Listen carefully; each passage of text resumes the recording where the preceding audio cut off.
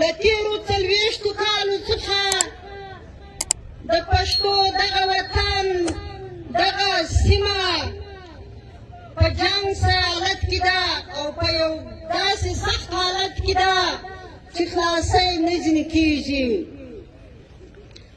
موږ ته معلومه ده لکه تاسو ټولو ته چې معلومه ده او دا زما ورور هم وویل چې په جنګ کې چې دي سپین ږیري ماشومان او زنانو ته استثنا ده هغه د جنګ میدان ته نه رابلل کېږي. خو چونکې ما دلته وکتل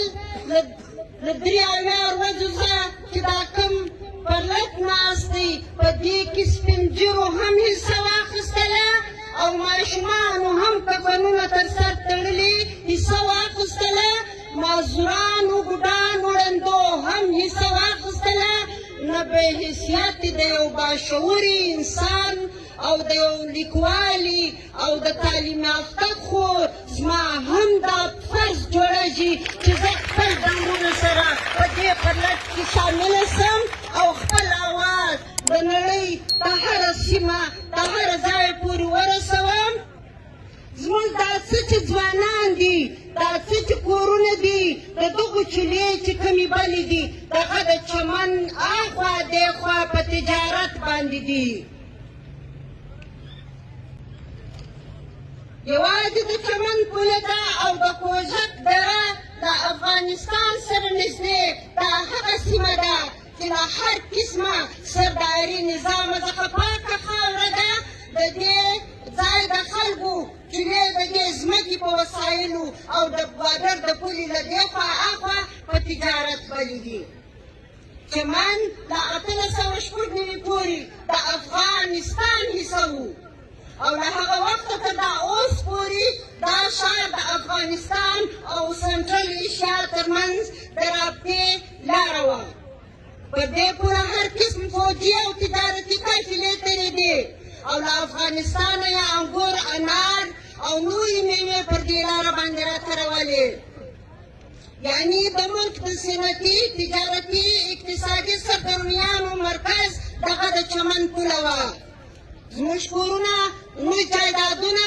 نیمه یې د چمن د پولې په دې خوا دي او نیمه یې د چمنې د پولې په هغه خوا باندې دي. زموږ زنانې یو بل ته سره واده دي. د دې ځای ښځې د چمن د پولې په اخوا واده دي او د هغه خوا ښځې دلته واده دي. زموږ مینه یوه ده، زموږ وینه یوه ده.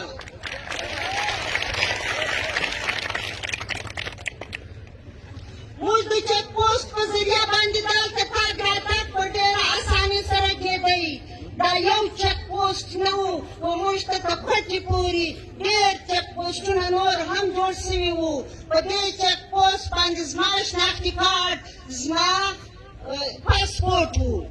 په دې شناختي کارت باندې و ماته استثنا وه چې ما به له دې خوا خپل سامان راوړی اخوا ته به تلم او زه به خپلې خور له اخوا له اوښتم، واپس به له هغې خوا زما افشان خپلو خویندو له دلته راتلل. پر ما باندې چې دوی دا لار بنده کړه، نو زما او زما د خویندو، زما د وروڼو، زما د عزیزانو تر مابین یې لار کش کړه او موږ یې په 2 حصو کې ځله تقسیم کړو. زه دا تقسیم نه منم. زما بارډر دا رقم غواړم لکه د ایران بارډر. تاسو ورته وګورئ چې په کال کې څو واره د زایرین بسان دې کوټې ته راځي او په هغه کې پر چتو باندې د خدای سامان مالونه راوړي او دوی ته دوی سیکورټي ورکوي. یو څوک یې هم د چیکینګ کوشش نه کوي، نه یې کولی شي، نه دا جرأت دوی لري. بیا دغسې د چینل بارډر دی چې موږ ورته لاره هواره کړې ده او موږ په سیلو ځو راځو. زموږ فوجیان هلته کورونه او جایدادونه پکې لري. دغسې په نورو ملکونو کې زموږ خلک جایدادونه او کورونه لري. تګ و راتګ یوه پابندي یو شی نسته. دلته که ما یوه پیاله راواړوله نو پر ما باندې اسمان ونړېدی. او له دې علاوه د انډیا موږ په مطالعه پاکستان کې ویلي دي، په مطالعه پاکستان کې موږ ته دا راښوولي دي چې انډیا زموږ ازلي دشمن دی او د هغه خلاف یې دونې مواد لیکلی دی د جنګو ذکرونه یې کړي دي چې په یو صورت باندې انډیا دوی زموږ دوست نه مني خو بیا هغه باوجود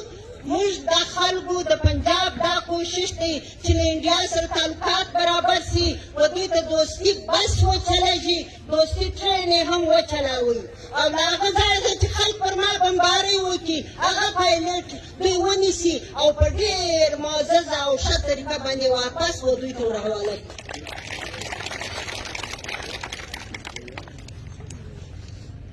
عزیزانو د چمن دا هغه بارډر دا ستونزه له نن ورځې نه ده را روانه د برصغیر پاک و هند د ازادۍ ستر سالار خان شهید عبدالصمد خان اڅکزی په خپل کتاب زما ژوند او ژوندون کې لیکي چې ما له هغه ورځې ده د دا خپل قام د ازادۍ ناره پورته کړه چې دلته به فوجان راتلل او په خټو به ګوټونه لړلي وو دا زما د قام خوارانو به په خپلو پټوګانو د دوی ګوټونه ورصفا کول.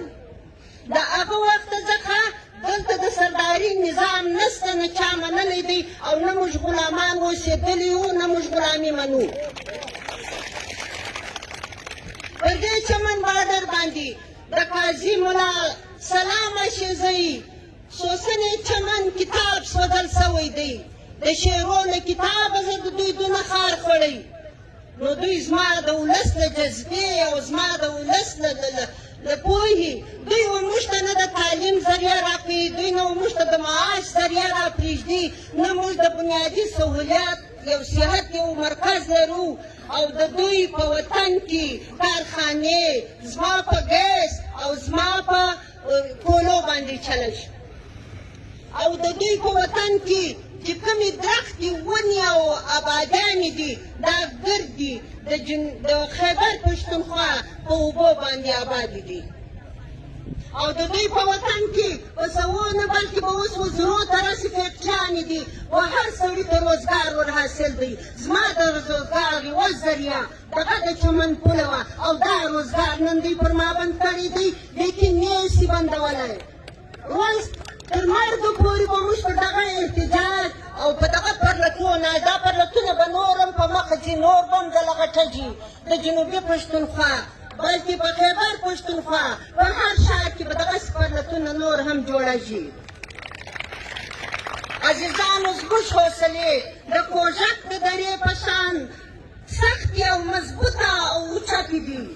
زړونه به نه اچوئ همت به نه بایلئ په همت سره او په یووالي سره قامونه ملکونه فتح کړي دي تاسو هغه قام یاسته چې 300 کاله تاسو پر دنیا باندې باچهي کړې ده نو نن څه له داسې ورځ راغله باید چې موږ په دا خپلو ګریوانو کې هم لږ وګورو چې پر موږ ولې داسې سخته ورځ ده هغه یو شی دی زموږ په آفس کې بې اتفاقي